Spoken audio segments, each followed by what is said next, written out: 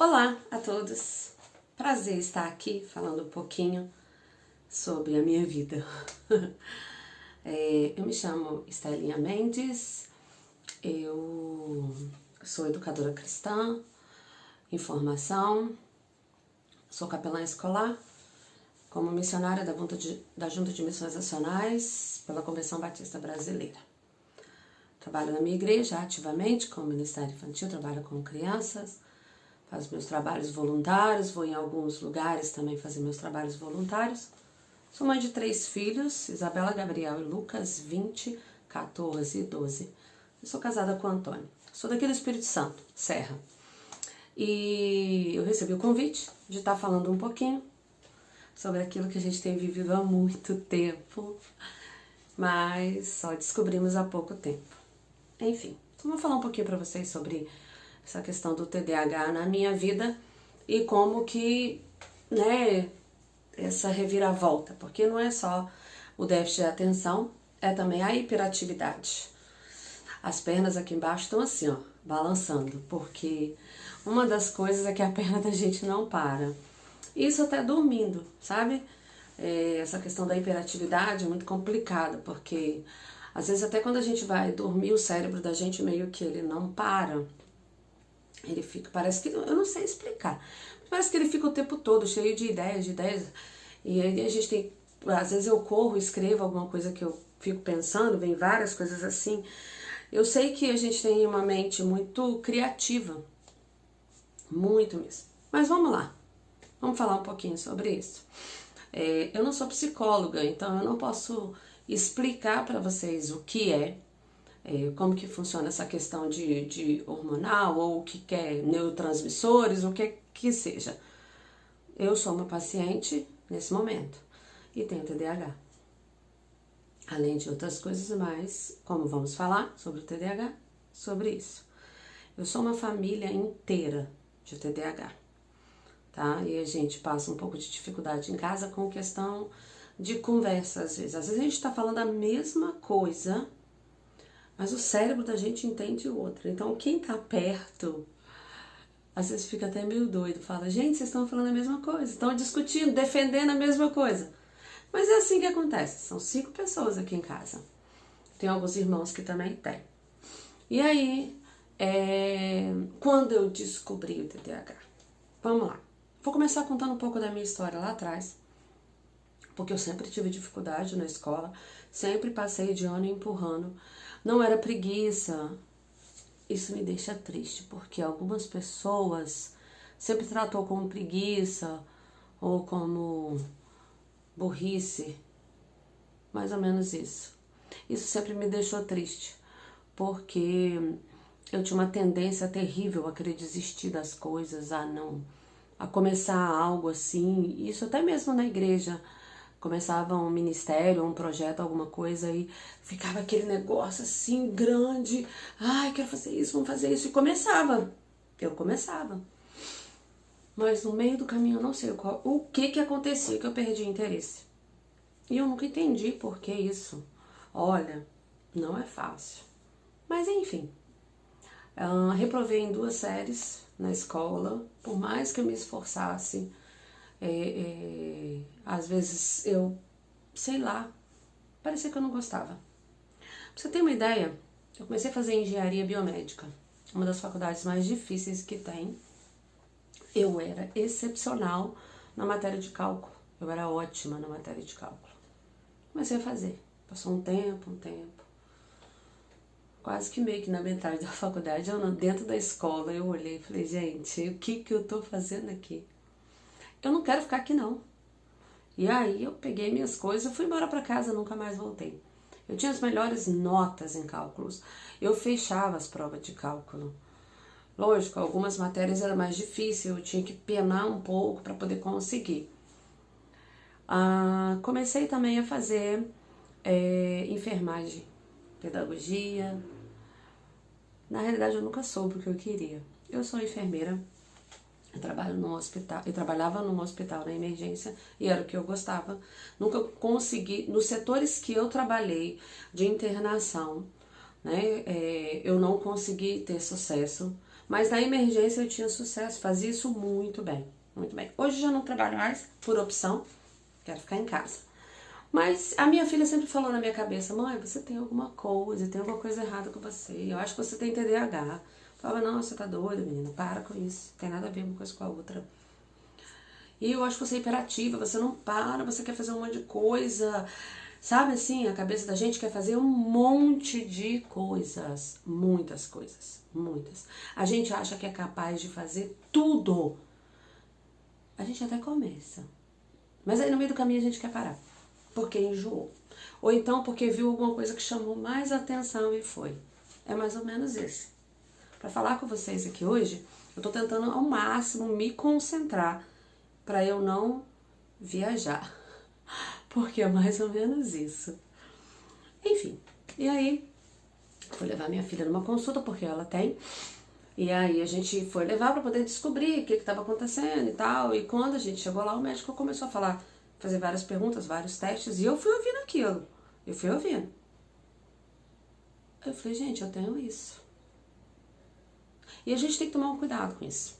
Porque talvez eu vou te falar algumas coisas aqui, você vai falar assim, eu acho que eu tenho isso.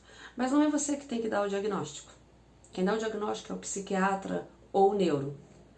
E aí eu saí dali e falei, gente, eu acho que eu tenho isso. E aí o que eu fiz? Procurei os médicos e comprovadamente a gente descobriu que realmente eu tenho TDAH, né, o déficit de atenção com hiperatividade.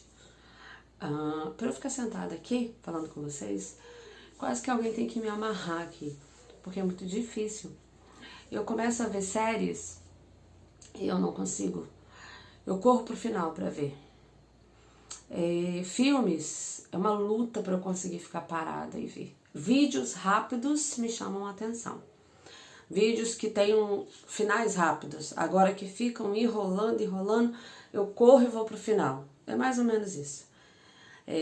Então eu descobri assim o TDAH, né, numa consulta com a minha filha, apesar de que minha filha já falava que eu tinha e eu nunca parei assim para acreditar nisso, né? Uma das coisas terríveis é quando você não aceita um diagnóstico que tá óbvio. Então eu demorei um tempo para aceitar. E hoje a gente tem tratado, então, psicólogo, medicação. Existem duas medicações, que é a Ritalina e o Vevance. Vevance tem um custo muito alto e a gente ainda não consegue, aqui no meu estado, conseguir na prefeitura. E nem a Ritalina também. Mas a Ritalina tem um custo mais barato, então dá para manter. Mas para adulto, igual eu, o ideal seria o Vevance, que é um pouco mais forte. A Ritalina acaba sendo para tomar, para vir aqui falar e aí durar o quê? Umas 2 horas e acabou o efeito. A gente perde o foco. Então, eu já caí muito de bicicleta. Minha filha, por exemplo, já sofreu 3, 4 acidentes de bicicleta, porque perde, qualquer outra coisa te chama a atenção, né? Eu vou falar pra vocês, panela no fogo, queimando, é a característica assim, mais, eu não sei falar, mas aqui em casa é complicado. A gente quase já botou fogo na casa por causa de panela no fogo, porque a gente esquece. Comprar alguma coisa e colocar na geladeira, se não tiver à vista, vai estragar. Porque a gente esquece que comprou. Eu não sei se aí essa questão de esquecimento é bem, né? Mas os médicos já falaram comigo que também faz parte. Então eu tenho esse esquecimento muito grande, realmente preciso ser lembrada. Por exemplo, aqui agora eu tô no quarto da minha filha. Tem post-it em vários lugares aqui, porque é a forma da gente lembrar de algumas coisas. Então, na agenda a gente vai lá e anota, mas a gente tem que tomar cuidado para não esquecer que a gente tem uma agenda. E aí a gente esquece que tem uma agenda e anota, não tem nem porquê, mas a gente caminha com a agenda, com despertadores, com coisas que vão nos fazer lembrar. Olha que legal. Não, isso não é legal não. Mas quando eu compro alguma coisa de alguém, que por exemplo, a pessoa fala assim, você pode pagar depois. Aí eu tenho sempre que falar assim, olha, por favor, quando chegar a data eu preciso que você me fale. Não precisa, vai lembrar. Não, eu não vou lembrar. Me fala a data, porque aí eu vou conseguir lembrar. Enfim, mas eu sei que depois de diagnosticado, depois de perder muitos chinelos, esquecer muitas bolsas nos lugares, mochilas, esquecer muita coisa, Bíblia na igreja, tudo isso, esquecer de horários, depois de se dar mal na escola, em algumas matérias, porque outra que eu tinha interesse eu era muito boa, às vezes até a melhor. Então, depois de passar por tudo isso, por alguns sofrimentos, porque era sofrimento, de empurrar as coisas com a barriga, a gente costuma falar que é postergar, né? Mas a gente tem que tomar cuidado, porque às vezes o postergar não é nem por causa do TDAH, apesar de ter essa característica, mas algumas pessoas postergam mesmo, porque ela é assim mesmo, então ela precisa cuidar dessa parte. Tá? Por isso que eu falei pra você, que você às vezes vai ouvir alguma coisa aqui, e você vai falar assim, eu acho que eu tenho TDAH, eu não consigo ficar parado, eu não consigo, meu cérebro não para, mas às vezes não é isso. Quem faz o diagnóstico é o psiquiatra, não é você, ou o neuro, né? E aí você vai até ele para ele poder, né, te dar o diagnóstico. Vamos lá, vamos voltar. Isso, vamos voltar. E aí, então, eu descobri o TDAH, e eu falei, agora nós precisamos tratar. E a gente começou a tratar.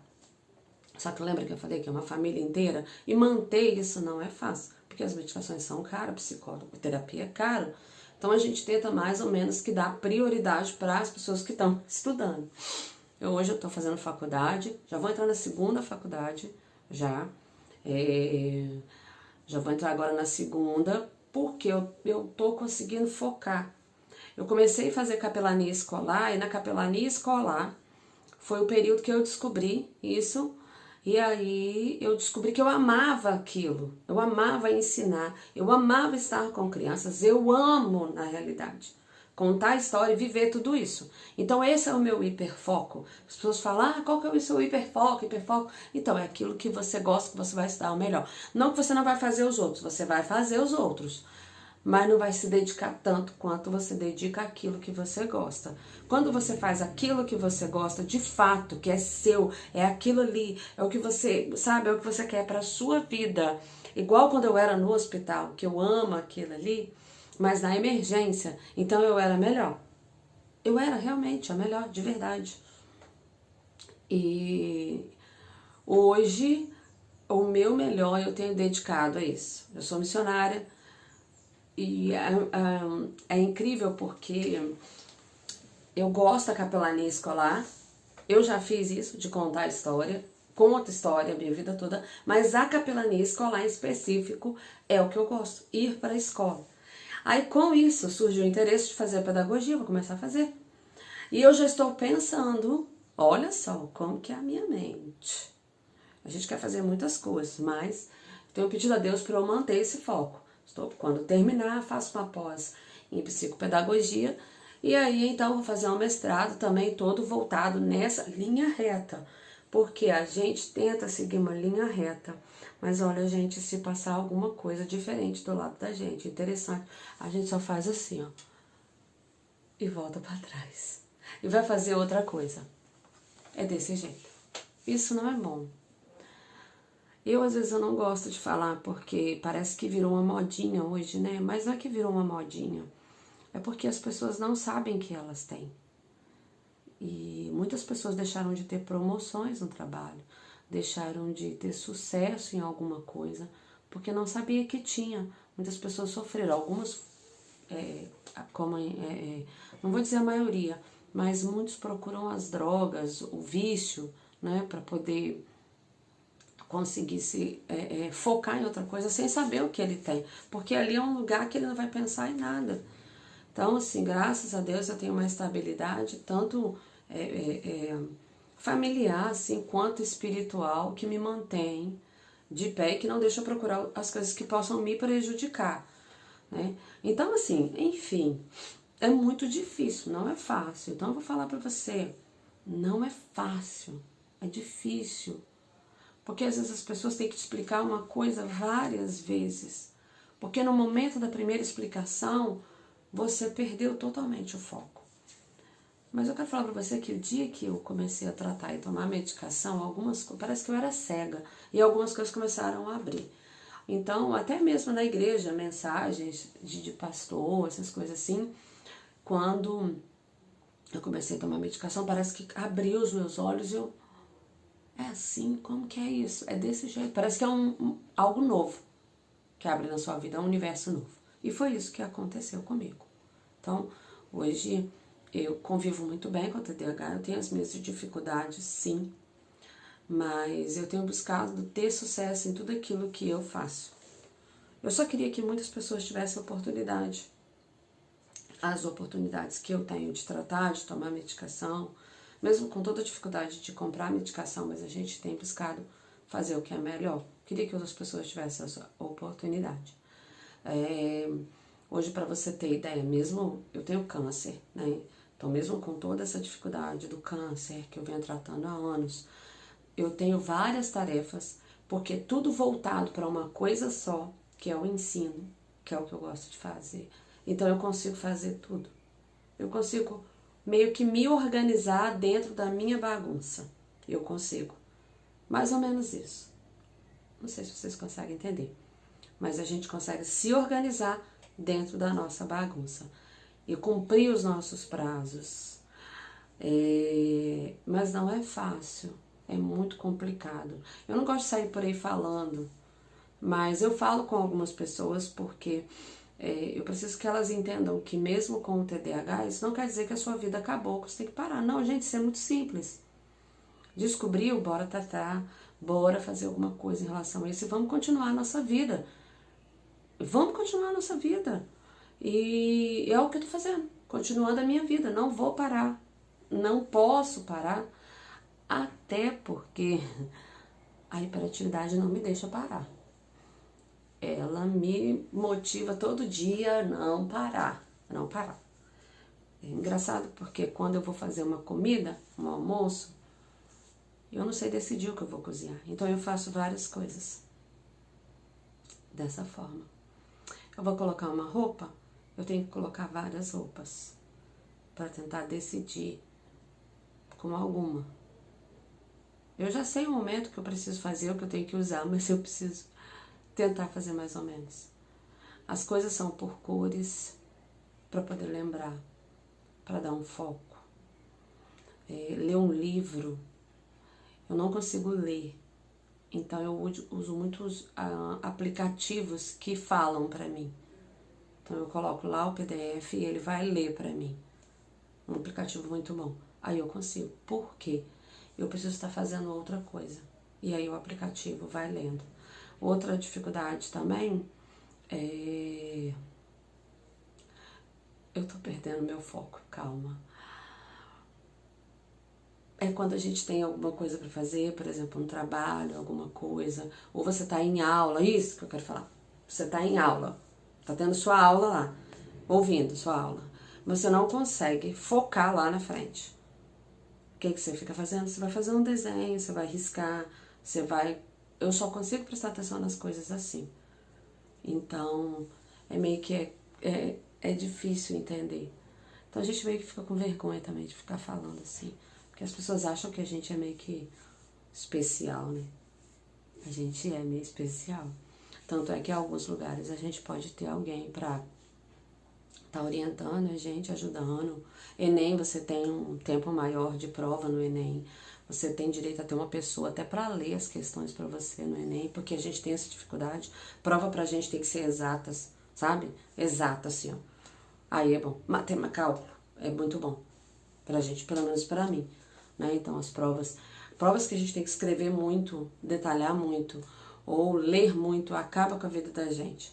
Mas a gente é extremamente criativo, tá bom? Extremamente criativo. O que você pensar, a gente faz.